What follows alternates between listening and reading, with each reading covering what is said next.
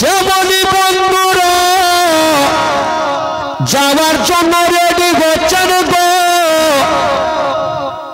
ইমাম হোসেনের একটা বেটা 22 বছরের বেটা জয়নাল আবেদিন বাবা জ্বরে চালাতে কাঁপতে কাঁপতে এসে যেন বাপের হাতখানা ধরেছেন। আব্বা গো, আব্বা আপনি কোথায় যাবেন? আব্বা বলছেন বেটা আমি যাব সেই যুদ্ধের ময়দানে। জয়নাল আবেদিন বলছেন আব্বা গো আমি বেঁচে থাকতে আপনাকে যেতে দেব না আব্বা, আমাকে পারমিশন দেন আব্বা, আমি যাব যুদ্ধের ময়দানে। ইমাম হোসেন বলেছিল বেটা আমি তোমাকে পারমিশন দিতে পারবো না বেটা, যে যুদ্ধের ময়দানে গেল এখন পর্যন্ত ফিরে এলো না বেটা, আর তুমি যদি চলে যাও বেটা তবে হুসাইনি সিলসিলা মিটে যাবে বেটা, আমি তোমাকে যেতে দেব না। জয়নাল আবেদিন বলছেন আব্বা গো, ও গো আব্বা আমি সাকিনার কান্না দেখতে পারি না, সাকিনা যারে যার হয়ে কান্দে আমার অন্তর খানা কান্দে আব্বা, ও গো আব্বা আমি যাব যুদ্ধের ময়দানে আর যুদ্ধ করে শহীদ হয়ে যাব। ওরে যুবকেরা রে, ইমাম হোসেন বাবা গো বাধা দিচ্ছেন বেটা ও যুদ্ধের ময়দানে যেতে দেব না। বাবা সেদিন কি বিয়ে বাড়ি গিয়েছিল? ও সোনা মানিকেরা না বাবা, ইসলামকে বাঁচাতে যুদ্ধের ময়দানে গিয়েছিল।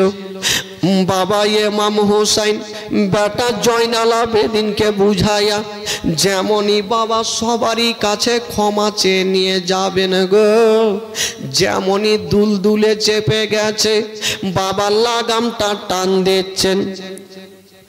ওই ইমাম হোসেন কারবালা যায় ঘোড়ার উপর চড়ে, আরে মা সাকিনা পড়ে আছে ঘোড়ার পা ধরে।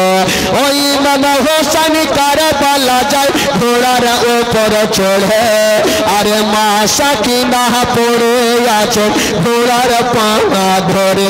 এতই করে বুঝাইয়া বা হৃদয় মানে না, এতই করে বুঝাইয়া বা হৃদয় মানে না, আব্বা ছেড়ে যেও না আব্বা রেখে যেও না।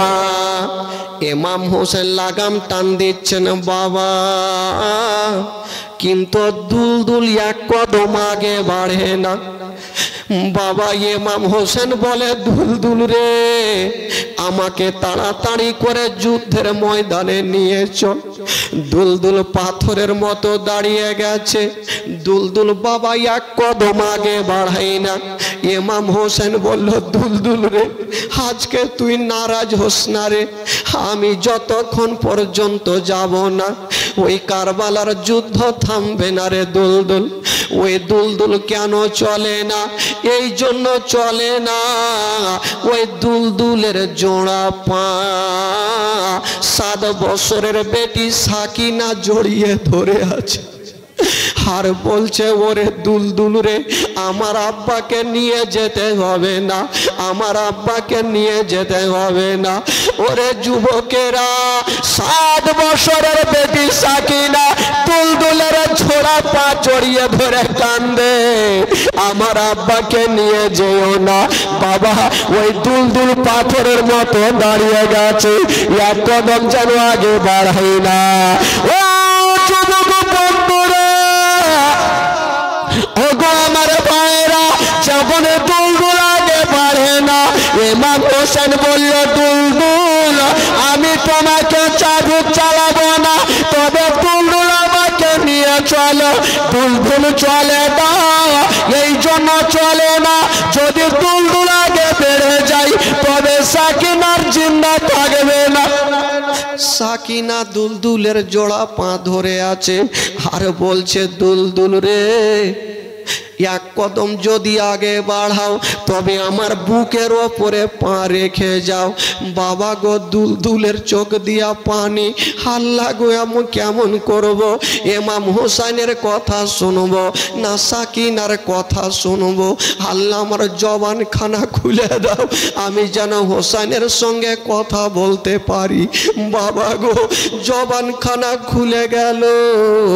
আর যেন ইমাম হোসেনকে বলতে লাগলেন, মা ফাতেমার বেটা, আপনি যদি আমাকে আগুনে ঝাঁপ দিতে বলেন হুজুর আমি আগুনে পড়ে যাব, পানিতে ঝাঁপ দিতে বললে আমি পানিতে লাফিয়ে যাব, নিজের জানের পারোয়া করি না। কিন্তু হুজুর কেন চলি না? আমার কদমের দিকে তাকিয়ে দেখেন, যেমন ইমাম হোসেন লক্ষ্য করে দেখছে গো, 7 বছরের বেটি সাকিনা দুলদুলের জোড়া পা ধরে আছে আর কাঁদছে আর বলছে, আমার আব্বা জানকে নিয়ে যেও না। ইমাম হোসেন থাকতে পারলেন না, দুলদুল থেকে নিচে নেমে গেল আর বেটিকে টেনে বুকখানে লাগিয়েছে। ও মা, মা তুমি কান্দিও না, আমাকে খুশি মনে বিদায় দাও। সাকিনা বলছে, না ভাগো, যার আব্বা নাই তার দুনিয়াতে কিছুই নাই।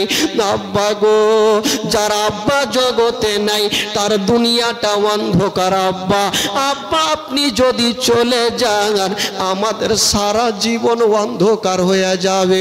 কোনো বাপ যদি দিল্লি বোম্বাই যাই গো, আর ছোট্ট বেটি যদি বাপের হাতখানা ধরে কান্দে, কোনো বাপের এক কদম আগে বাড়বে না। বাবারা ভাইরা, সাকিনা বাপের হাতখানা ধরে বলছেন, আব্বা গো, আব্বা আপনি যাবেন না। আব্বা যে গেল ঘুরে এলো না, আব্বা আপনি যাবেন না। আব্বা আপনার হাতখানা ধরে বলি, আব্বা আপনি যাবেন না। এই কথা বলতে নেই, ইমাম হোসেন যেন আর থাকতে পারলেন না, ডুগরে ডুগরে কাঁদতে লাগলেন আর বেটিকে সান্ত্বনা দিচ্ছে। ওরে বেটি সাকিনা, ও মা সাকিনা, তুমি কান্দিও না রে মা, কান্দিও না, আমি সব সহ্য করিব, তোমার চোখের পানি দেখতে পারবো না। সাকিনাকে টেনে সান্ত্বনা দিচ্ছে বাবা আর বলছেন, বেটি সাকিনা কান্দিও না। হোসেনি বলে, শোনো বেটি শোনো সাকিনা রে, কারবালাতে যাব বেটি বাধা দেশে না রে। হোসেনি বলে, শোনো বেটি শোনো সাকিনা রে, কারবালাতে যাব বেটি বাধা দেশে না রে। আমি না গেলে বেটি যুদ্ধ থামবে না, আমি না গেলে বেটি যুদ্ধ থামবে না। বেটি বাধা দিও না, বেটি বাধা দিও না। ইমাম হোসেনের হস্ত ধরে কান্দে সাকিনা, আব্বা ছেড়ে যেও না গো, আব্বা রেখে যেও না। ও যুবকেরা, ও গো মা বোনেরা, ইমাম হোসেন বেটিকে সান্ত্বনা দিয়া বুকে লাগিয়েছেন বাবা আর বলছেন, বেটি সাকিনা আমাকে খুশি মনে বিদায় দাও রে মা। কথা চলছে বাবা, আর জয়নাল আবেদিন বেড়ার ভিতর থেকে কাঁদতে কাঁদতে চলে আসিল, আব্বা গো আমাকে পিপাসা লেগেছে। আব্বা, বাবার লোক যদি একদিন পানি পান না করে অবস্থা কেমন হয়? বাবা 3 দিন ধরে পানি বন্ধ। ইমাম হোসেনের হুলকুমে পানি নেই, সাকিনার হুলকুমে পানি নেই। বাচ্চা বাচ্চা ছেলেরা কেমন করে থাকবে বাবা? মা গো, জয়নাল আবেদিন জ্বরে জ্বালাতে কাঁপতে কাঁপতে বাপের কাছে এসে বলছেন, আব্বা একটু পানি দেন আব্বা। ইমাম হোসেন বলেছিল, বেটা আমি যাচ্ছি যুদ্ধ করে পানি নিয়ে আসবো বেটা। সবাইকে সান্ত্বনা দিয়া ইমাম হোসেন বাবা পৌঁছে গেল যুদ্ধের ময়দানে। বাবা সাকিনা দেখতে থাকলো, জয়নাল আবেদিন দেখতে থাকলো, হাসান বানু দেখতে থাকলো, জয়নব দেখতে থাকলো, উম্মে কুলসুম দেখতে থাকলো, সবাই দেখতে থাকলো। আর ইমাম হোসেন যুদ্ধের ময়দানে গেল। যেমন যেতে নাই 10 মুহররমের দিনে শুক্রবারে বাবা গো ইমাম হোসেন পাহুল মারের মতো দাঁড়িয়ে গেছেন। বাবা ইবনে সাদ বলল, ওরে তোরা কে আছিস রে? যুদ্ধের জন্য তৈরি হয়ে আছা, মা ফাতেমার বেটা হোসেন চলে এসেছে। ইমাম হোসেন বলল, শোনো গো, তোমাদের সঙ্গে যুদ্ধ করব, তার আগে আসো আমি কিছু তোমাদের সামনে বক্তব্য রাখবো রে। লোকজন সবাই দাঁড়িয়ে গেছে, ইমাম হোসেন নিজের বক্তব্য শুরু করেছে। ওরে ইয়াজিদের সৈন্যরা, তোমরা কি জানো না আমি হলাম বিশ্ব নবীর নাতি রে? আর ওই নবীর নাতির সঙ্গে কেমন করে তোমরা যুদ্ধ করবে রে? তোমরা কি জানো না যেই নবী মুস্তাফা নামাজ পড়তেছিল, আমি নবী পাকের উপরে পিঠে চেপেছিলাম, আমার নানা আমার জন্য সাজদা লম্বা করে দিয়েছিল, আমি হলাম সেই নবীর নাতি রে, কেমন করে তোমরা যুদ্ধ করবে রে? এই সমস্ত বক্তব্য যখন দিতেছে বাবা ইবনে সাদের লোকেরা, কিছু কিছু লোকজনের পানি সীমার পাপি ভাবলো, এরকম করে হোসাইন যদি বক্তব্য দেয় তবে ইয়াজিদকে কেউ মানবে না, হোসাইনকে সবাই মানবে, যেমন করে হোক বক্তব্য বন্ধ করতে হবে। বলছেন ওগো মা ফাতেমার বেটা হোসাইন, আজকে জান বাঁচার জন্য বক্তব্য দিও না। ইমাম হোসেন বলছে, দেখো আমি জান বাঁচার জন্য বক্তব্য দিই না, আমি এই জন্য বক্তব্য দিয়ে দিচ্ছি, কাল হাসরের মাঠে আমার নানার সামনে যেন তোমরা বলতে না পারো যে আপনার নাতি যদি আপনার আমাদের বুঝাতো তবে আপনার নাতির হাতে হাত দিয়ে মুরিদ হয়ে যেতাম, ইয়াজিদকে মানতাম না, তার জন্য বলে দিলাম। তারা বলল, না তোমার কথা শুনবো না, হয় ইয়াজিদের হাতে হাত দিয়ে মুরিদ হয়ে যাও, নচেত যুদ্ধের জন্য তৈরি হয়ে যাও। ইমাম হোসেন বলেছিল, শুনো, জান দিয়ে দেবো, জীবন দিয়ে দেবো, কিন্তু আমি ঈমান দেব না। আরে গোলামানে মুস্তাফা জান দেने से नहीं डरते, सरकार जाइए रही जाए कोई परवाह नहीं करते। জোরে বলুন, আমি জান দিয়ে দেব কিন্তু ঈমান যেতে দেব না। এই বাবা বলতে নাই, যুদ্ধ শুরু হয়ে গেল 10 মুহররমের দিনে। ইমাম হোসেনের হাতে ছিল তরবারি খানা। বাবা গো কলার গাছের মধ্যে ঝুলতে আরম্ভ করে দিয়েছেন বন্ধুরা। বাবা গো এত জোরে যুদ্ধ চলছে গো, ইমাম হোসেনের সামনে বাবা কেউই টিকতে পারে না, যার শরীরে নবী বংশের রক্ত আছে গো, তার সামনে কেউ টিকতে পারে না। যেই দিকে 10-12টা থাকে ইমাম হোসেন যেন তার বাড়ি চালিয়ে দেয়, 10টা লোক কেটে জমিনে পড়ে যায়। বাবা গো যুদ্ধ করতে করতে হঠাৎ করে ইমাম হোসেন ফোরাত নদী বাবা দেখে নিল। ইমাম হোসেন বলল, ওরে ইয়াজিদের সৈন্যরা, এই মা ফাতেমার বেটা হোসেন এখনই ফোরাত নদীতে যাবে, কে মায়ের দুধ পান করেছিস আমাকে বাধা দিয়ে দেখা। বাবা গো ইমাম হোসেন বাবা দুলদুলে লাগামটা টেনে দিল, ওরে দুলদুল রে আমাকে ফোরাত নদীতে নিয়ে চলা। বাবা গো দুলদুল আগে দেখলো, ডানে দেখলো, পিছনে দেখলো, সামনে 22,000 সৈন্যর বুকের ওপরে দিয়া চিড়তে ফাড়তে গিয়া ওই দুলদুল যেন ফোরাত নদীতে নেমে গেল। যেমনই নেমে গেল বাবা, আপনি চিন্তা করেন 3 দিন থেকে যে পানি পান করেনি, হুলকুমে পানি যায়নি, হঠাৎ করে যদি পানি দেখে তার মন খানা কত ফ্রি হবে ভাই। ইমাম হোসেন বাবার সামনে দেখছে ফোরাত নদীর পানি, আল্লাহ গো এখনই পানি পান করব, হুলকুমটা ভিজাবো, যুদ্ধ করতে পারবো।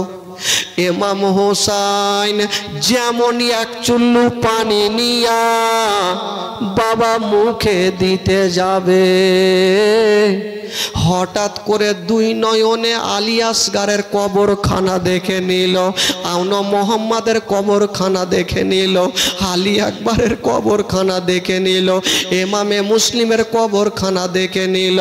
আর বলছে ওরে পানি রে, এই পানি পানি করে আমার আলী আসগার শহীদ হয়ে গেছে, আউন মোহাম্মদ শহীদ হয়ে গেছে, ওরে পানি রে আমিও তোকে পান করব না। ফোরাত নদীর পানি বাবা ফোরাত নদীতে ফেলে দিল আর দুলদুলে চেপে গেল। বাবা গো যেমনই দুলদুলে চাপতে যাচ্ছে দুলদুলের গোটা শরীর দিয়ে ঘাম বের হচ্ছে। বাবা এত গতি বেগে এসেছে। ইমাম হোসেন বলল দুলদুল রে, ওরে দুলদুল রে, তোর এত বুদ্ধি জ্ঞান, কিন্তু ইয়াজিদের সৈন্যর কোনো বুদ্ধি নাই। বাবা গো যেমনই দুলদুলে চেপে যাওয়া ওইদিকে ইবনে সাদ বলল শোনো ইমাম হোসেন পানি পান করে ফেলেছে, ইমাম হোসেনকে বাঁচিয়ে রাখা যাবে না, কিন্তু খোদার কসমে যুবকেরা এক চুল্লু পানি ইমাম হোসেন হুলকুম এলেন নাই। বাবা যেমনই ফোরাত নদী থেকে উঠেছে গো চতুর্দিক থেকে যেন তীর বর্ষণ শুরু হয়ে গেল। এত তীর চালাই, এত তীর চালাই বাবা, যেই মতো বৃষ্টি বর্ষণ হয় সেই মতো যেন তীর বর্ষণ শুরু হলো। হাতে লাগে টেনে দেয়, পায়ে লাগে টেনে দেয়। ইমাম হোসেন বাবা কোনটা তীরকে থামবে গো? 22,000 সৈন্য একদিকে আর একদিকে ইমাম হোসেন একা। ওরে যুবকেরা রে, ইসলামকে বাঁচাতে ইমাম হোসেন যুদ্ধের ময়দানে একাই। বাবা গো যেমনই তীর থামতে পারে না, বাবা গো একাই কেমন যুদ্ধ করবে, চলতে পারে না, গোটা শরীর দিয়ে বাবা রক্ত ঝরছে, থাকতে পারে না। ইমাম হোসেন বলল রে ইয়াজিদের সৈন্যরা তোরা একসঙ্গে হামলা করলি রে, একটা একটা করে আয়, তোদেরকে জিন্দা রাখবো না। বাবা গো ইবনে সাদ বলল আমরা বুঝি না, আজকে তোমাকে ছেড়ে দেব না। ইহাকে দুরাচার একটা না বাবা তীর চালিয়ে দিল, এত জোরে তীর চালিয়েছে বাবা ওই তীর খানা গিয়ে লাগবি তো লাগ, ইমাম হোসেনের হাতে লাগলো না, পায়ে লাগলো না, বাবা মাথায় লাগলো না, ওই তীর খানা গিয়া সোজা গিয়া ইমাম হোসেনের জানো কপালে যেমনই কপালে লেগে গেছে বাবা, কপাল ফেটে গিয়ে যেন রক্ত শুরু হয়ে গেল। ইমাম হোসেন দাঁড়িয়ে থাকতে পারলেন না, যেন বাবা জমিনে চলে আসলো। যেমনই জমিনে এসেছে বন্ধুরা, তিনটা লোক এসে ইমাম হোসেনের ওপরে চেপে গেল। একজন চেপেছে পায়ের ওপরে, আর একজন চেপেছে জাঙের ওপরে, আর একজন চেপেছে সিনার ওপরে। ওরে যুবকেরা, একটা লোকের ওপরে যদি তিনটা লোক চাপে বলুন তার অবস্থা কি হবে বাবা? ইমাম হোসেন সহ্য করতে পারে না, আর জানা গিলতে পারে না, বলছে ওরে কে আছিস রে, কে আমার ওপরে চেপে আছে? বাবা তিনটা লোক চেপে আছে। ইমাম হোসেন রাদিয়াল্লাহু তাআলা আনহু বাবা চোখটা খুলে দেখছে না বন্ধুরা, তিনটা লোক চেপে আছে। ইমাম হোসেন বলল শোনো গো, তোমরা যে তিনজন আমার ওপরে চেপেছ, আচ্ছা বলো আমার গলাটা কে কাটবে? বাবা গো যেই লোকটা সিনাতে চেপেছিল ওই লোকটা বলছে আমি ছাড়া তোমার গলা কেউই কাটতে পারবে না। বলল তুমি চ্যালেঞ্জ করছো যখন, তোমার সিনার বুটামটা একবার খোলো। আমার নবী পাক বলেছিল ওরে আমার নাতি রে, তোমার গলা ওই ব্যক্তি কাটতে পারবে যার সিনাতে একটা লম্বা সিগরি দাগ থাকবে। তুমি যখন চ্যালেঞ্জ করছো বলেছো তোমার সিনার বুটামটা খোলো। যেমনই সিনার বুটাম খুলেছে বন্ধুরা দেখছে লম্বা সিগরি দাগ আছে। ইমাম হোসেন বলল ভাই ঠিক বলেছো, তুমি ছাড়া আমার গলা কেউই কাটতে পারবে না। আচ্ছা বলো তোমার নাম কি? বাবা ওই লোকটা কে ছিল? ওই লোকটার নাম ছিল সীমার পাপি। ওই লোকটা ছোরা নিয়েছে বাবা ইমাম হোসেনের গলাতে চালাবে। ইমাম হোসেন বলল ওরে সীমার রে এখনই তুমি ছোরা চালাবে, আগে বলো ঘড়িতে টাইম কটা হইল। তখন ঘড়ি ছিল না। বাবা সীমার পাপি কানটা খাড়া করেছে। যেমনই কাজ করেছে বন্ধুরা ওই বাবা জুমার দিনে শুক্রবারের আজান হচ্ছে বাবা কুফার জুমা মসজিদে শুক্রবারে আজান হচ্ছে গো। সীমার পাপি বলল ও গো মা ফাতেমার বেটা হোসেন এখন শুক্রবারের আজান হচ্ছে জুমার আজান হচ্ছে। ইমাম হোসেন তখন বলেছিল সীমার রে আমাকে 5টা মিনিট সময় দাও, আমি 2 রাকাত নামাজ পড়বনি। ওরে সীমার রে আমার বাপের নামাজ কাজা নাই, আমার মায়ের নামাজ কাজা নাই, আমার দাদার নামাজ কাজা নাই, আমি আমার সাদা কাটাতে লাল কালির দাগ পড়তে দেব না। সীমার পাপি বলেছিল না তোমাকে নামাজ পড়তে দেব না।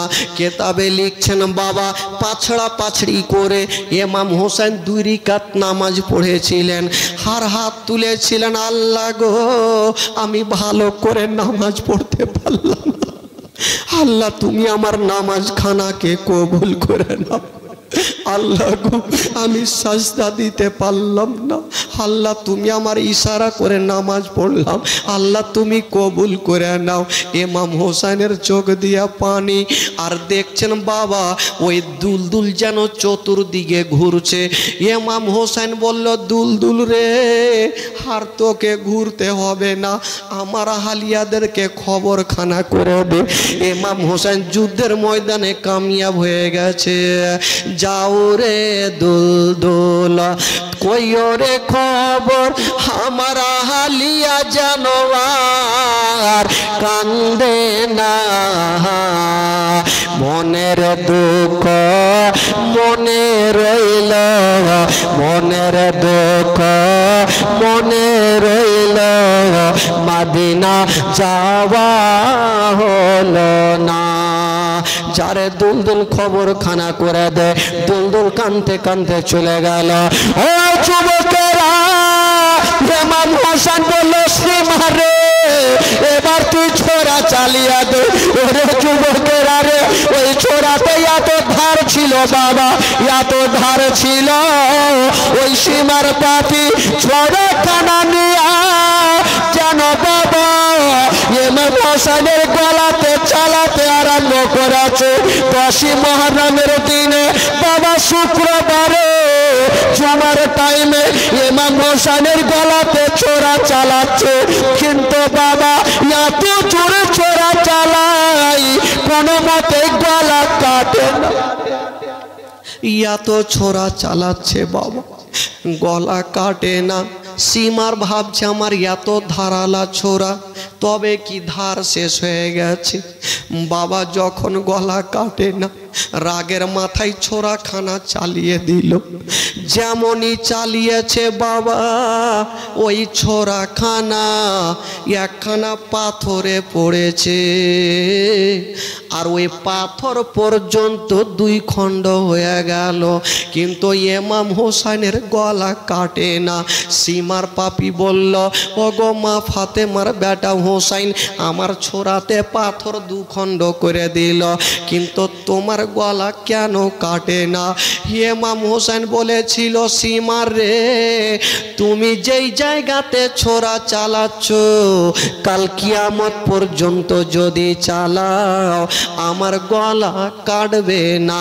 বলল কেন? বলল এই জন্য কাটবে না যে জায়গাতে তুমি ছোরা চালাচ্ছ ওই জায়গাতে আমার নানা চুমা দিয়েছে রে, আমার নানা চুমা দিয়েছে। এই জন্য আমার গলা খানা কাটে না। বাবা গো, ইমাম হোসেন শুধু চোখ দিয়া খিমার দিকে দেখছেন আর বলছেন, আল্লাহ আমার বেটি সাকিনার কি হবে, আমার বেটা জয়নাল আবেদিনের কি হবে, জাইনাবের কি হবে, উম্মে কুলসুমের কি হবে। বাবা গো, এই দিকে সীমার পাপিকে বলল, ওরে সীমার এই জায়গাতে ছোরা কাটবে না, আমার নানা চুমা দিয়েছে রে, তবে ও গো হোসাইন তোমার গলা কি কাটা যাবে না? বলল যাবে। বলল কি করে বলো? বলল তুমি একটু ওপরে ছোরা চালাও। যেমনই বাবা গো একটু ওপরে ছোরা চালিয়েছে, ইমাম হোসেনের গলা আলাদা হয়ে গেল।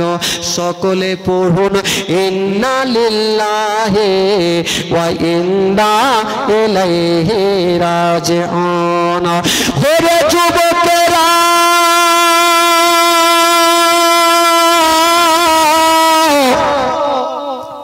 ইমাম হোসেন শহীদ হয়ে গেল বাবা গো।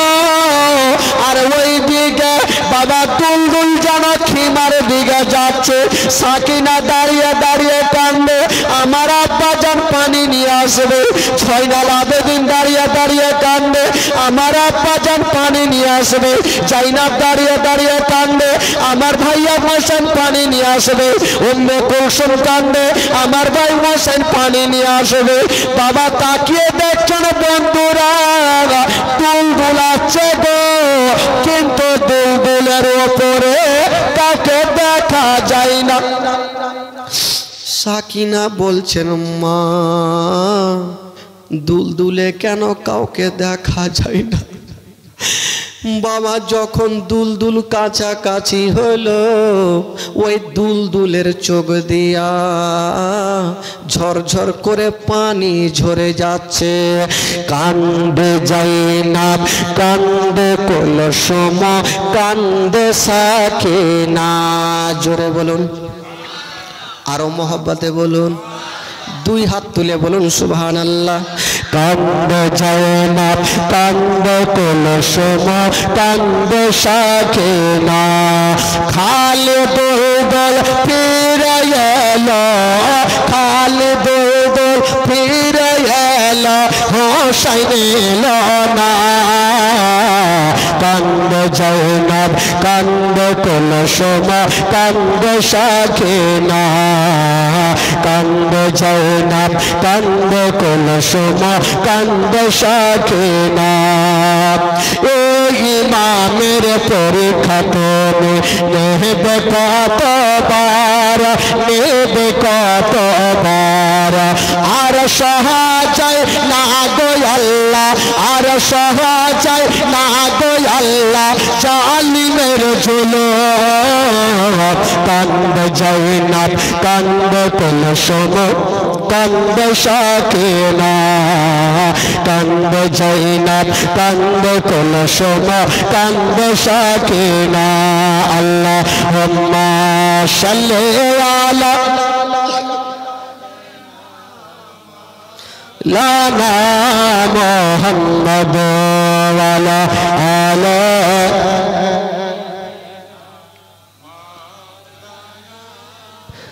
জোরে বলুন তো সুবহানাল্লাহ। গোটা মাজমা হাত তুলে বলুন সুবহানাল্লাহ। কেউ তো হাফ পেটেল তুলছে কেন? আপনাদের ঘুম লাগছে নাকি? ঘুম লাগছে? শেষ করে দেব? তা হাত তুলে বলুন তাহলে সুবহানাল্লাহ। জোরে বলুন ইয়া রাসূলুল্লাহ, ইয়া কালিমি, ইয়া কালিমি, ইয়া কালিমি। ঘুমাইন না, না হলে মন খারাপ হয়ে যাবে। আর উঠা উঠিও করিয়েন না। জালসা চলাকালীন যদি কেউ উঠে, বক্তার মিজাজ খারাপ হবে কিনা ভাই? এক জায়গাতে জালসা জমেছে, চলছে চলছে, আর মিডিলে একটা লোককে লাগলো পায়খানা। ও কিন্তু মাথা তুলছে, মাওলানা সাহেব বলছে এ ভয় বসে গেছে, ই সব থামা যাবে ভাই, পায়খানা কিন্তু থামা যাবে না। আবার 10 মিনিট পর আবার মাথা তুলছে, আবার মাওলানা বলছে, আবার ভয়ে বসে যাচ্ছে। এই লোকটা চিন্তা করলি যে কোন মাওলানার জালসা শুনতে আসলাম রে ভাই, যে পায়খানায় বন্ধ করে দিলে।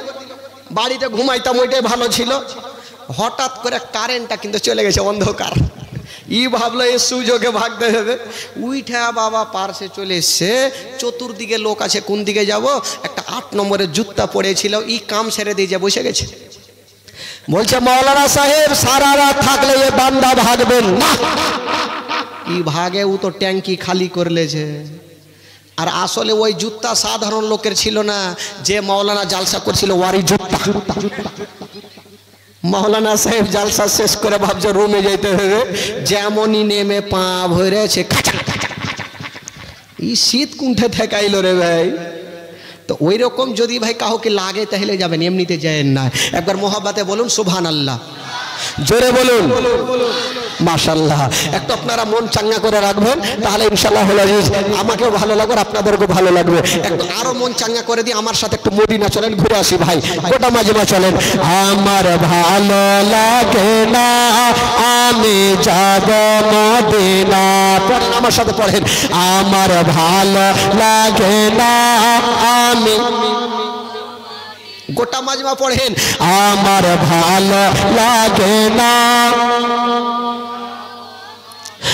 মদিনাতে না গেলে মনে শান্তি হবে না। আমার ভালো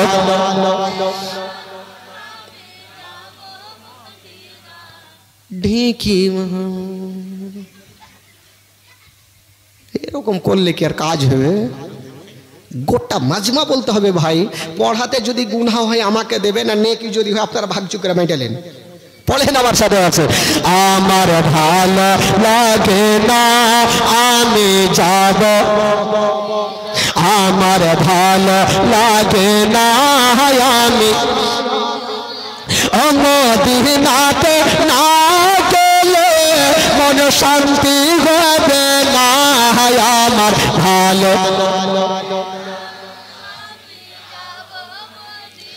এই যে কটা বসে আছে ইনারাই বলছে, যারা চেয়ারে আছে ওরা কিন্তু বলেন।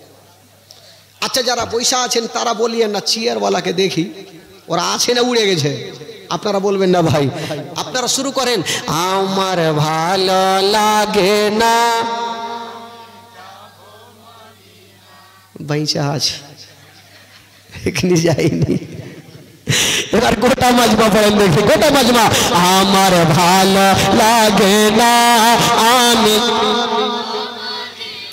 মদিনাতে না গেলে কোন শান্তি হবে না। আমার ভালো মনে আছে যে আশা নবী গো হবে তোমার সঙ্গে দেখা। মনে আছে যে আশা নবী গো হবে তোমার সঙ্গে দেখা। ওগো পাখির মতো থাকতো ডানা, পাখির মতো থাকতো ডানা, উড়ে যাবে মদিনায়। আমার ভালো জোরে, আমার ভালো লাগে না। বেরাদার বন্ধুগণ, বাবাজি আমার শোনন মা, বাবা দুলদুলকে দেখে সাকিনা কানতে কানতে জমিনে পড়ে গেছে। জয়নাল আবেদিন জমিনে পড়ে গেছে। জাইনাব একদিকে কান্দে, উম্মে কুলসুম একদিকে কান্দে। ওরে যুবকেরা, মা একটা কথা বলে দে মা গো, যদি কাউরি স্বামী দিল্লি বোম্বাই যায় মা, আর যদি ইন্তিকাল করে মা, আর ওই মা যদি গ্রামে জানতে পারে আমার স্বামী জগতে বেঁচে নেই, বলুন ওই মায়ের অবস্থা কি হতে পারে?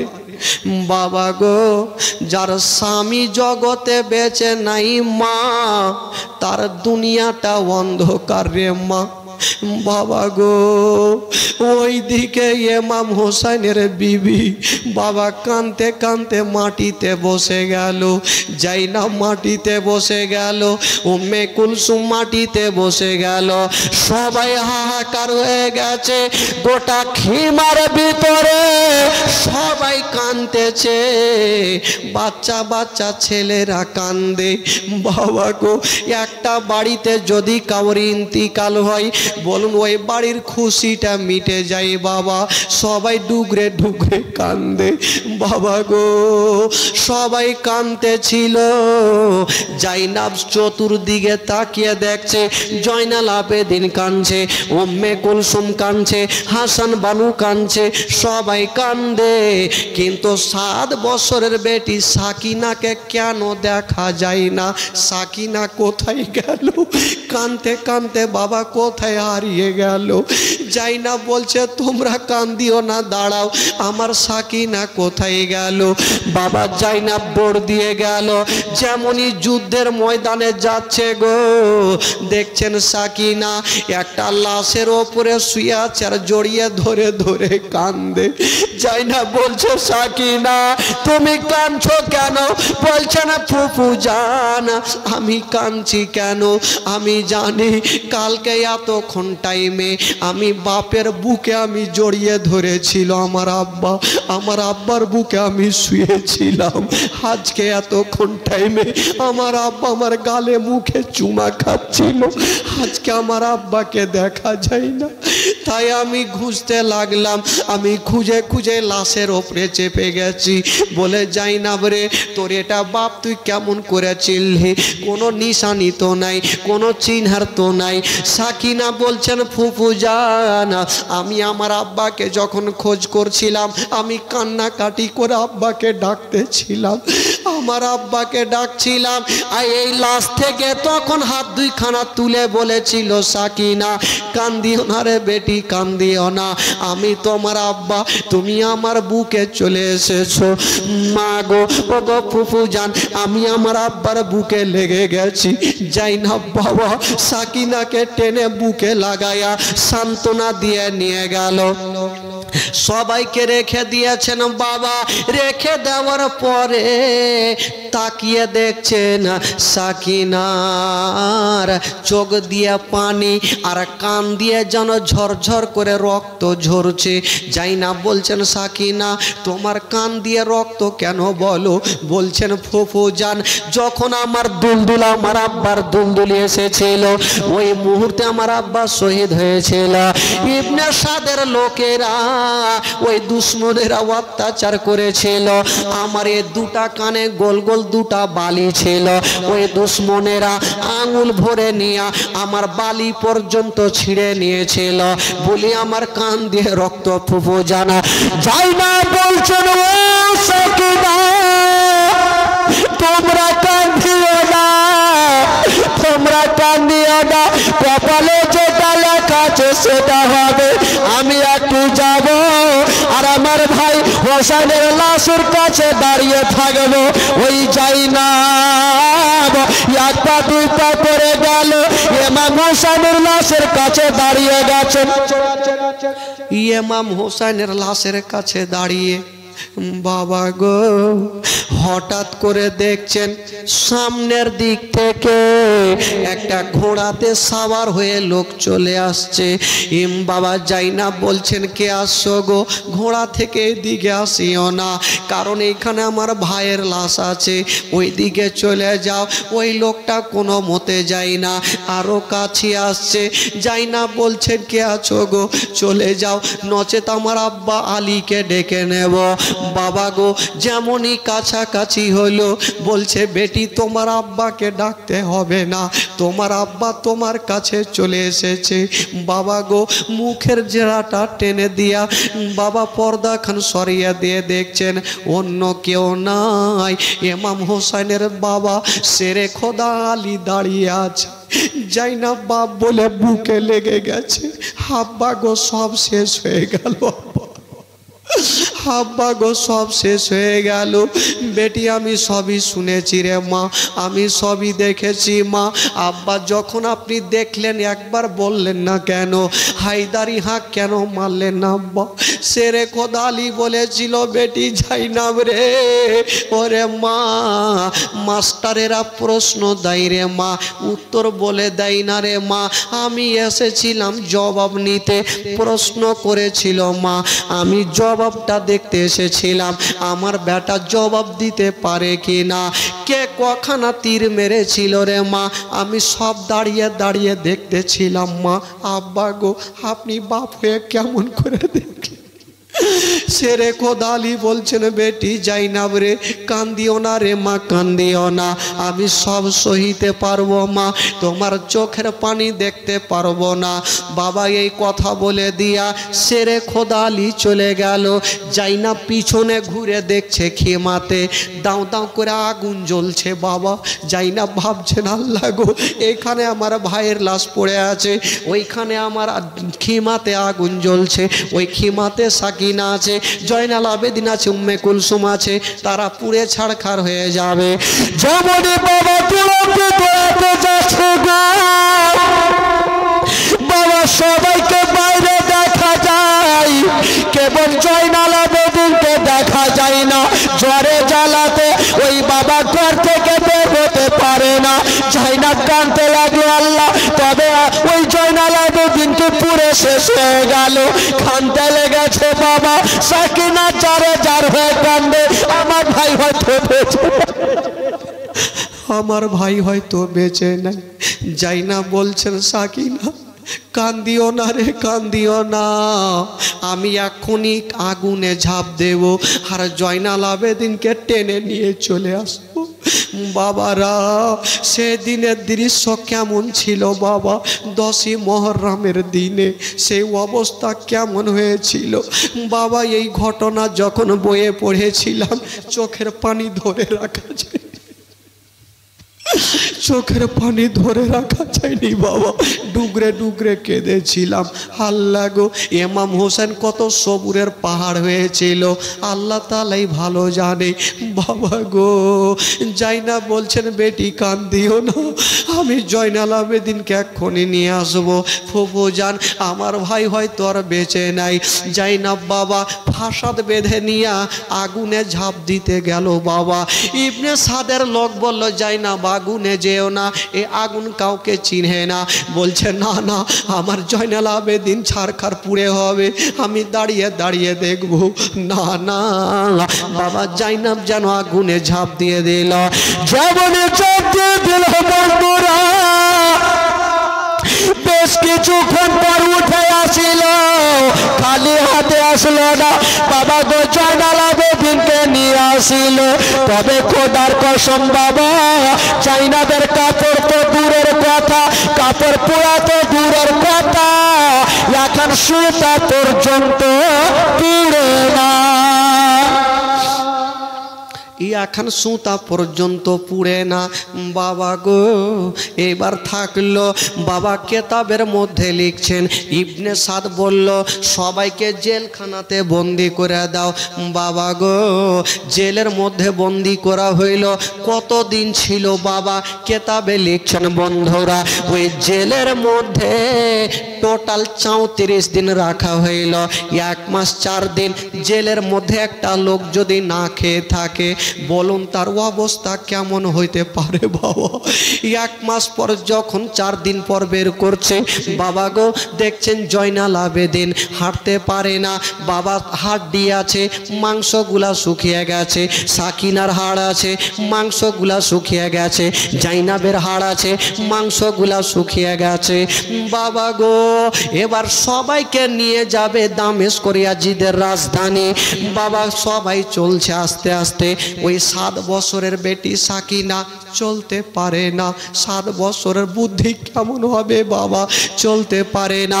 ইবনে সাদ বলল এক কাজ করো, সাকিনা যখন চলতে পারে না তাকে উটের ওপরে টাইট করে বেঁধে দাও। উটের ওপরে বাবা রশ্মি দিয়ে টাইট করে বাঁধা হইল বাবা ইমাম হোসেনের মাথাখানাকে। বাবা একখানা বল্লমের ওপরে লাগাইয়া বল্লমে গুঁতে নিয়েছেন আর উঁচা করেছেন বাবা, আর চলে যাচ্ছেন রাস্তা ধরে। চলে যাই বন্ধুরা, যেতে যেতে হঠাৎ করে বাবা এক জায়গাতে ইমাম হোসেনের মাথা খানা পড়ে গেল। যেমনই পড়েছে বাবা গো, একটা লোক এসে ইমাম হোসেনের মাথা খানাকে তুলে, কিন্তু তুলতে পারে না। আর একটা লোক চলে আসলো, উনিও তুলতে পারে না। আর একটা লোক চলে আসলো, উনিও তুলতে পারে না। কয়েকজন মিলে বাবা মাথা খানাকে তুলে গো, কোনো মতে তুলতে পারে না। ওই সীমার পাপি দূর থেকে দৌড়িয়ে চলে আসলো, বললো কি হলো, তোমরা দাঁড়ালে কেন? বলো। বলে ইমাম হোসেনের মাথা এখন বল্লমে তোলা যায় না। বললো ঠিক আছে, আমি মাথা খানা তুলে দিই।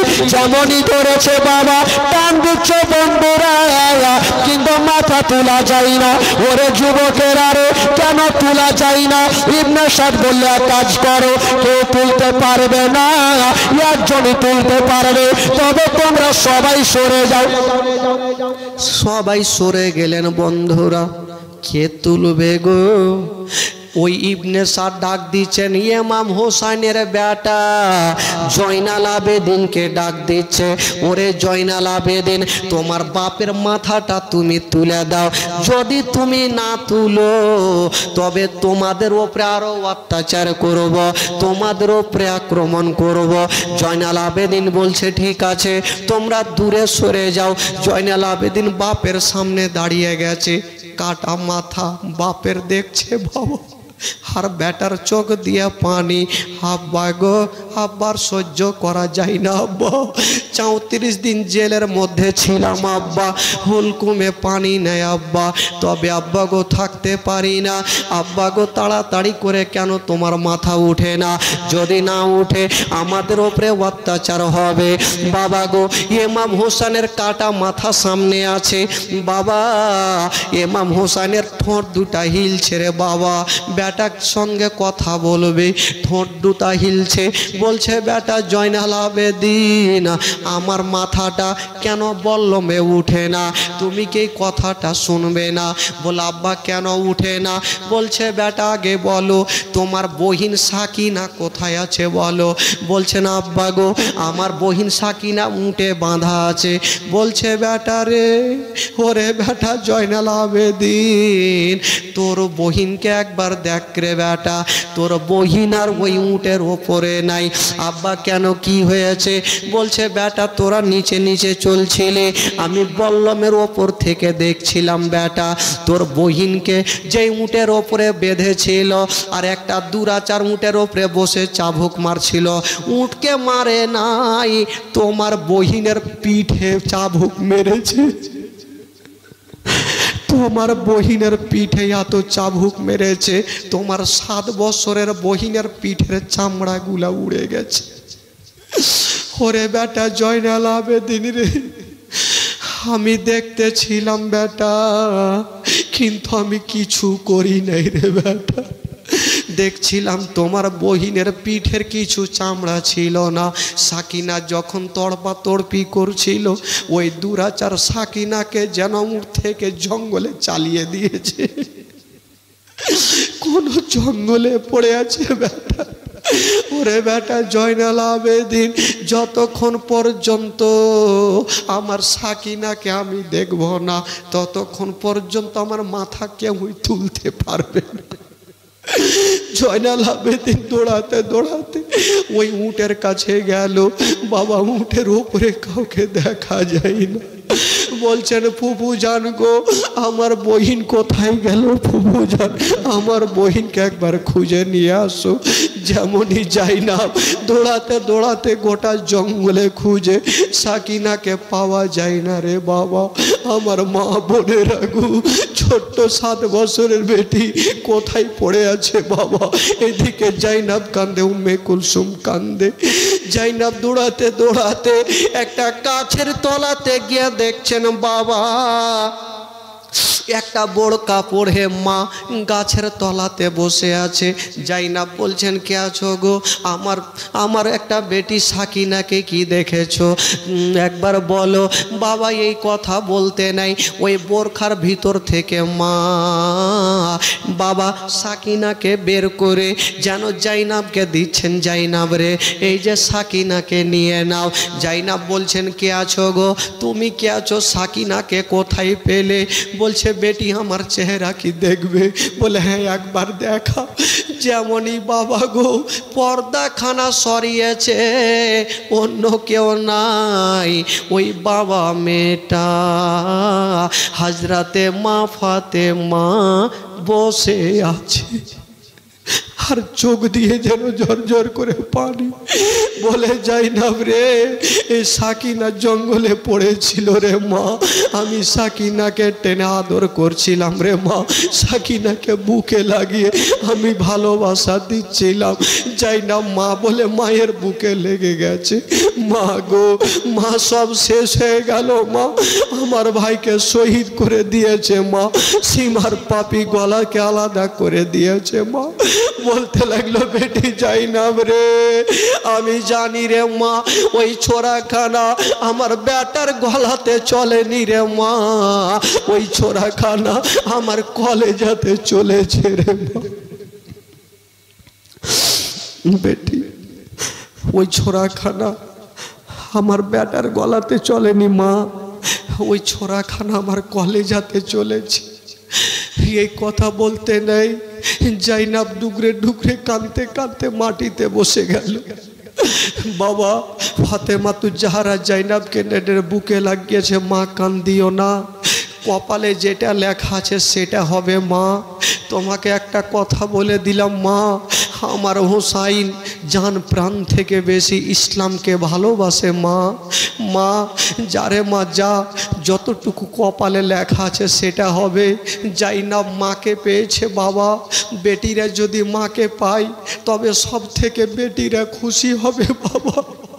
মাকে অনেক দিন থেকে দেখেনি জাইনাব, যখন মাকে সামনে পেয়েছে বাবা, এ বন্ধুগণ সোনামানিকেরা পৃথিবীর কোনাতে সব খুঁজে পাবেন গো, কিন্তু মার মতো একটা মা পাবেন না বাবা। জাইনাব যখনই মাকে দেখেছেন বাবা, মার বুকে লেগে গেছে, মা গো আমাকে একবার আদর করে নাও মা, আমার গালে মুখে একবার চুমা দিয়ে দাও মা। বলেছিল, বেটি রে আজকে তোমাকে বেশি যদি আদর করি মা, তবে কিয়ামতের মাসি বেজে যাবে মা। যারে মা যা। বাবা গো সাকিনাকে নিয়া বাবা চলে গেল ইমাম হোসেনের সামনে। যেমনই ইমাম হোসেনের সামনে যাওয়া বাবা, ইমাম হোসেনের কাটা মাথা এবার যেমনই উঠালো, কাটা মাথা উঠে যেন বল্লমের উপরে চলে গেল। যেমন বন্ধুরা কাটা মাথা বল্লমের উপরে চলে গেছেন বাবা, আমার ভাইয়েরা গো, আমার মা বোনেরা, এবার কাটা মাথা বল্লমে হয়ে গেল। এবার যেন বাবা বল্লমকে নিয়ে ইমাম হোসেনের মাথাকে নিয়ে চলতে লাগলো। চলে যায় চলে যায় চলে যায়, হঠাৎ করে দূরে একজন রাহেব পাদ্রী বাবা, রাহেব দূর থেকে দেখে চট করে নিচে নেমে এসে বললো, গো ইবনে সাদা, বলো বলো এটা ইমাম হোসেনের মাথা তোমরা কোথায় নিয়ে যাবে? বলো যাবো আমরা ইয়াজিদের কাছে। বলে শোনো, ইমাম হোসেনের মাথা যদি আমাকে একটা রাত তোমরা দিয়ে দাও, আমি তোমাদের 10,000 টাকা দেব। বাবা গো তখনকার বাজার 10,000 টাকা অনেক। ইবনে সাদ বললে, এক কাজ করো, একটা রাত্রিতে যদি 10,000 টাকা পাই তবে মাথা দেব না কেন? বাবা গো মাথা দিয়ে দেওয়া হইল। আর যেমনই মাথা দিয়ে দিল বাবা, ওই রাহেব পাদ্রী ঘরের মধ্যে নিয়ে গেল, সুন্দর করে বাবা ফুল সাজিয়ে দিল, জায়নামাজ বিছাইয়া দিল। আর ইমাম হোসেনের কাটা মাথা নিয়ে বাবা জায়নামাজের উপরে একখানা বাবা গো যেন মেহরাব তৈরি করা হলো, উঁচা জায়গাতে রেখে দিল। রাত্রির সময়তে বাবা দেখতে পাওয়া যায় আসমান থেকে যেন নূরের নূর এসে বাবা গো ইমাম হোসেনের মাথার সামনে পড়ে যায়। বাবা গো ওই ইহুদি যেন বাবা ওই রাহিবের গোটা ঘর যেন নূরে আলো হয়ে যায়। জোরে বলেন সুবহানাল্লাহ। যেমনই বাবা আলো হয়ে গেল, ওই রাহিব ইমাম হোসেনের মাথাকে সামনে রেখে সাক্ষী রেখে যেন কালে কালেমা শাহাদাত পড়েছিলেন লা ইলাহা ইল্লাল্লাহ, জোরে লা ইলাহা ইল্লাল্লাহ, লা ইলাহা ইল্লাল্লাহ, লা ইলাহা ইল্লাল্লাহ মুহাম্মাদুর রাসূলুল্লাহ সাল্লাল্লাহু আলাইহি ওয়াসাল্লাম। জোরে বলুন সুবহানাল্লাহ, আরো জোরে বলুন। গোটা মাজমা দুই হাত তুলে বলুন সুবহানাল্লাহ, জোরে বলুন ইয়া রাসূলুল্লাহ। এবার আপনাদের ঘুম লাগছে ভাই, এবার বাড়ি যাবেন। বাড়ি যাওয়ার মন নাই? কালকে তো ফের জালসা আছে, গোটা রাত শুনতে হবে না? হ্যাঁ, কালকে শুনবেন না? কালকে শুনতে হবে ভাই। আর যদি আপনারা শুনবেন তাহলে আমার মিল্কি চলে আসবেন, জীবনী আছে কালকে থেকে, ওখানে শোনাবো। বারাদারান ইসলাম বন্ধুগণ, বাবাজি আসুন আর একটা ঘটনা বলবো ভাই। আমার মা বোনের যখন শুনতে এসছে, আর লোক তো উঠাউঠি করে না যে বক্তাও ভাগবে, উঠবেন তাহলে না বক্তা ভাগবে। একবার মোহাব্বতের দুই হাত তুলে বলুন তো সুবহানাল্লাহ। গোটা মাজমা বলুন ইয়া রাসূলুল্লাহ, নারে তাকবীর, নারে রিসালাত, শহীদানে কারবালা, সুবহানাল্লাহ বলেন। শোনাবো ভাই, আরো 2 ঘন্টা শোনাবো। বলেন যে ফজরের নামাজ আমরা সবাই পড়বো। একটা চা চাই কইলে বাকি কয়ে না, ওইটা তো চাচা সব দিন পড়ছে, মানে যারা পড়ে না তারা বলে একটা দেখি, একটাও নেই। নামাজ নামাজ কত আর নামাজ, একটা লোক জীবনে নামাজ কহে বুঝে না ভাই। বিয়ে করেছে জানেন তো, শ্বশুর বাড়ি গেছে শুক্রবারের দিন, তো আর শালা বলছে বহনু, বহনু বলে না কি বলে আপনাদের ভাষায়, কি বলে? ভুঁড়ি, বহনু, হ্যাঁ তো ওইটা বলেন। বলে বহনু, বলে কি হলো শালা? বলে বহনু আজকে ভাই এই বহনু যা তাড়াতাড়ি এসো, দেরি করিও না ভাই রে, বসো বসো বসো, টাইট হয়ে গেছে। সুবহানাল্লাহ। বলছে বহনু, বলে কি হলো শালা? বলে আজকে শুক্রবারের দিন নামাজ পড়তে চলো। বলে কেমন নামাজ? আমি নামাজ বুঝি না। ই দেখেন কোন মুসলমান বলছে নামাজই বুঝি না। ওর শালা ভাবলো আজকে যদি বহনু নামাজ পড়তে না যাই তাহলে মান সম্মান আর থাকবে না, যে কাকে বহিন দিয়েছে রে নামাজই বুঝে না। বলে কেমন নামাজ? বলে ধুর পাগলা। আচ্ছা বহনু এক কাজ করো, চলো আমার সাথে চলো, মসজিদে দাঁড়াবে, যে যেমন করবে দেখা দেখি করে তুমিও করে চলে আসবা। ওই এরকম নামাজ? বলে হ্যাঁ। চলে গেছে ভাই, প্রথম কাতারে ইমাম সাহেবের পিছনে দাঁড়িয়েছে। ইমাম সাহেব বেচারা বয়স্ক ইমাম, 2টা দাঁত মাত্র ছিল, দাঁড়িয়েছে, নামাজ শুরু হয়ে গেছে। প্রথম রিকাতে মানে সিজদা থেকে উঠতে গিয়ে ওই মোটা বুঝতে বহনুর পাছাতে কার মাথায় একটু লেগে গেছে। ই ভাবলো শালা বলেছে যে যেমন করবে তেমন করতে হবে, তো আমার পাছা থেকে হুমারলে আমি কার পাছাতে মারবো? সামনে 2টা দাঁত বলা ইমাম বলে ইয়াকে হুঁড়াইতে হবে, এমন ভাবে দিল হুঁড়িয়ে, মুখের ভরে পড়লে যে 2টা দাঁত ছিল ওইটিও গেল। ডাহিন দিকে আর এই বহনু ই ভাবছে ফেরিয়ারাকে দিতে হবে, এমন ভাবে দিল সব উড়ে গেল। বাম দিকে হুঁড়া মারছে, ই রাগের মাথা বলছে ইমাম সাহেব দাঁত ভাঙলে আর পড়লো তোরা মায়ের খাওয়ালে হুঁড়া কর। এই তো অবস্থা ভাই, নামাজ পড়বে তাহলে না বলবে, নামাজের দিকে নেই ভাই। বারাদারান ইসলাম, এবার আপনাদের মনটা চাঙ্গা হয়ে গেছে, খালি কানাইলে তো হবে না ভাই, একটু ক্যাপসুলও দিতে হবে, না হলে বের ঘুমিয়ে যাবে। জোরে বলুন সুবহানাল্লাহ, মহব্বতে বলুন মাশাআল্লাহ। আপনারা জেগে আছেন ভাই। তবে আসুন একটা শরীর গরম করা গজল হয়ে যাক ভাই, তাহলে দেখবো আপনাদের শরীর গরম হয়েছে না ঠান্ডা হয়ে গেছে। আশা করি ফ্যান চলছে, আরো গরম হয়ে যাবে। গোটা মাজমা বলুন তো সুবহানাল্লাহ। সারা জামিন, এটা গেরাম নাম জানি না, ব্যাং পাড়া, ই বাপ জন্মে এগুলার নাম শুনিনি। ব্যাং, ব্যাংক, ব্যাংক পাড়া, ব্যাং পাড়া, ব্যাং, এগুলা কোন নাম ভাই? তাও তো নাম ভালো আছে আপনাদের সাইডে, আমাদের সাইডে আছে একটার নাম ছেছড়ু টোলা। কত নাম যে খারাপ থাকে আল্লাহ জানে। এই তো দূরের কথা, আমাদের আপনাদের নামও এরকম হয়ে গেছে। কার নাম ছেঁচড়ু, কার নাম ত্যানা। একটা লোক দেবীপুরে দান নিয়ে আসলো, ওকে বলছি বাবা আপনার নাম কি? তো বলছে আমার নাম হলো গুদড়ি। আপ চিন্তা করেনি কোনটা নাম পেয়েছে। মঙ্গলবারে স্বামী স্ত্রী ঘুমিয়ে আছে, সন্তান জন্ম হয়েছে। তো স্ত্রী বলছে স্বামীকে একটু যান মৌলানা সাহেবের কাছে, যান ব্যাংক পাড়াতে, মৌলানা সাহেবের কাছে গিয়ে একটা হাদিস করার নাম রেখে আসেন। তো ভুধুর পাগলি, তোর মাথা খারাপ, এত চাপ্পাল ছিঁড়া মৌলানার কাছে যাব? আজকে মঙ্গলবারে জন্ম হয়েছে, সোজা নাম রেখে দাও মাংলু, মানে মঙ্গলবারে হয়েছে। বুধবারে হলে তো বুদ্ধু, বৃহস্পতিবারে বিশ্বা, শুক্রবারে সুক্ষা, শনিবারে সোনবার, রবিবারে রোগ, সোমবারে শাম্ভু। তো এই তো ভাই দিন হিসাবে নাম। তো যাকে আগে মনে হয় বড় বড় ব্যাংক ছিল, ওই জন্য ব্যাংক পাড়া রেখে দিয়েছে, এমনি না ভাই। তো আগের যুগের লোক দেখে দেখে নাম রাখতো। বেরাদার বন্ধুদের বাবাজি আমার, একবার মোহাব্বতে জোরে সোরে ভক্তি ভরে হাত তুলে বলুন তো সুবহানাল্লাহ, জোরে বলুন ইয়া রাসূলুল্লাহ। হ্যাঁ, টাটকা হয়ে যান ভাই, গরম হইতে হবে। সারা জামিন ব্যাংক পাড়াতে নবীর মায়া তুলে দেখো না। একসাথে হাত তুলে সুবহানাল্লাহ বলতে হবে, তাহলে ইনশাআল্লাহ দেখবেন ঘুম ভাঙবে, আর আধা ঘন্টা শুনতে চাইবেন। সারা জামিন ব্যাংক পাড়াতে নবীর মায়া তুলে দেখো না। পিছনে হাত কিন্তু তুলছে না ভাই, যারা হুজুরের মসজিদের তালিমের দিওয়ানা তারা হাত পিছনে নিচে রাখবে না ভাই, সকলে হাত তুলে দেখাবেন। সারা জামিন ব্যাংক পাড়াতে নবীর মায়া তুলে দেখো না।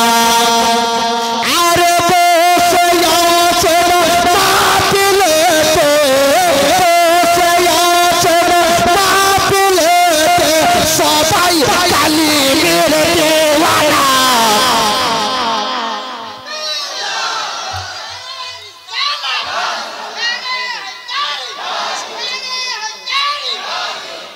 সুবহানাল্লাহ, জোরে বলুন, মোহব্বতে বলুন সুবহানাল্লাহ। আরেকবার এই লাইনটাই হবে। এবার দেখছি ওই দিক থেকে না, যারা ওই যে দাঁড়িয়ে আছে ওরা লাগাইবে। দেখি ওনাদের মধ্যে হুজুর মাসুদ কালিমের দিওয়ানা মনের মধ্যে ভালোবাসা আছে কিনা। সারা জামিন ব্যাংক পাড়াতে নবীর মায়া তুলে দেখো না। আরে বসে আছে মাহফিলেতে সবাই কালিমের দিওয়ানা। মাগে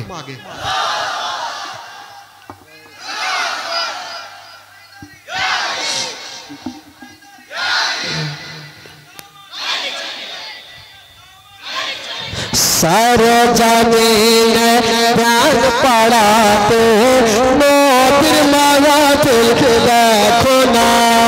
জোরে বলুন সুবহানাল্লাহ।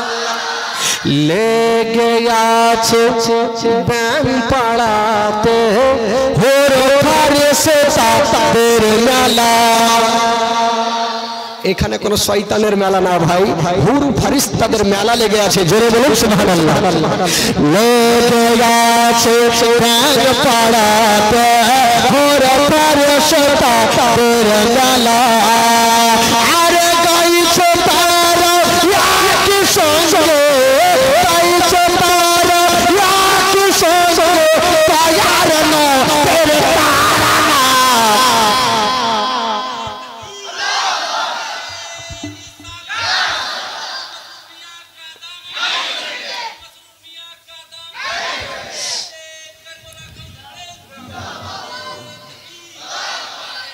सारा জামিন ব্যাংক পাড়াতে নবীর মায়া তুলে দেখো না। জোরে বলুন। এবার ব্যাংক পাড়ার কমিটিরা কি বলছে, তাদের মনের কথা শুনুন। ব্যাংক পাড়ার কমিটিরা সবাই তাই বলিছে, ব্যাংক পাড়ার কমিটিরা সবাই তাই বলিছে। আরে প্রতি বছর করতে জলসা, প্রতি বছর করতে জলসা, ছেড়ে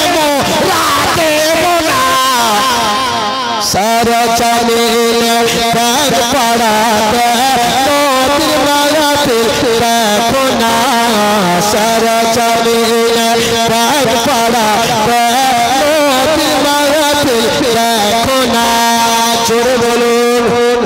এবার আমার পরিচয়খানে শুনলেন, 97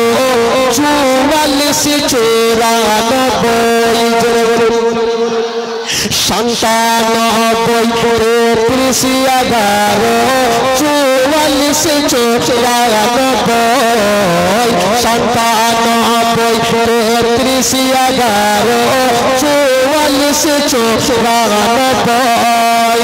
আরে তাইলে করিলে পেয়ে যাবে, তাইলে করিলে পেয়ে যাবে বাবা জোরে ঠিকানা।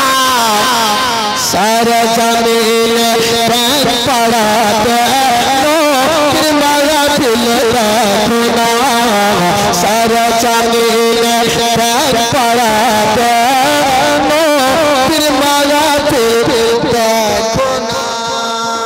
জোরে বলুন সুবহানাল্লাহ। জাগিয়ে বন্ধুগণ, বাবাজি আমার প্রায় 2টা বাজতে চললো। আপনাদের কালকেও প্রোগ্রাম আছে ভাই, আপনারা কালকে মন দিয়ে শুনতে থাকবেন। আজকে যদি সারা রাত জাগেন। ও একটা হুজুর একটা নাত বলতে বলেছে, আগে হুজুর একটা শোনাই। ওই ঠিক শুনেছিল আপনারা ওখানে বিহারে শুনেছে, ডাইরেক্ট গিয়ে বলছে আগে ওটা শুনবই, তো হুজুরকে আগে শুনাইতে হবে, না শুনে